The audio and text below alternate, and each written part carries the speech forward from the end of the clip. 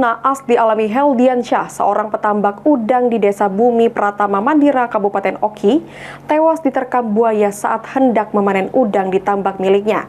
Atas kejadian ini warga menjadi resah karena adanya korban jiwa. La ilaha illallah, la ilaha. Tragis dialami bernama Heldiansyah, 44 tahun, warga Jalur 92, Kecamatan Bumi Pratama Mandira, Kecamatan Sungai Menang, yang berprofesi sebagai penambak udang, ditemukan warga tewas sekitar 1 km dari lokasi tambak miliknya akibat diterkam buaya. Berdasarkan informasi yang diperoleh dari Camat Sungai Menang, Eka Mardia, kejadian berawal saat korban sedang mempersiapkan panen pertambakan udang miliknya.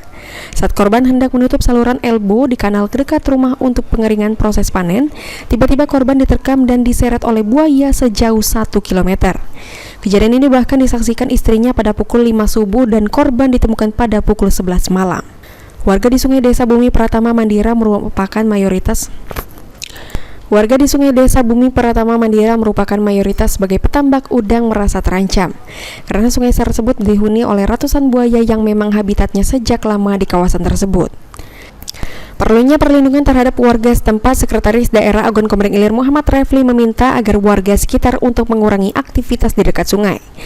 Meskipun mereka sedang proses panen tambak udang dan akan segera berkoordinasi dengan Balai Konservasi Sumber Daya Alam dan dinas terkait guna menindaklanjutinya.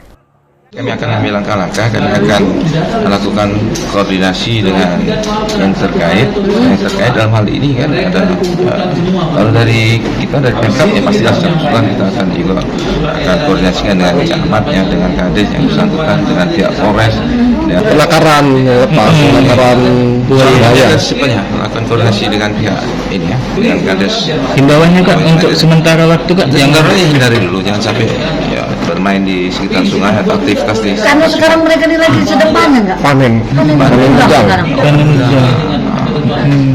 Jadi kami minta bantuan lah dari pihak kepolisian untuk mengantisipasi itu.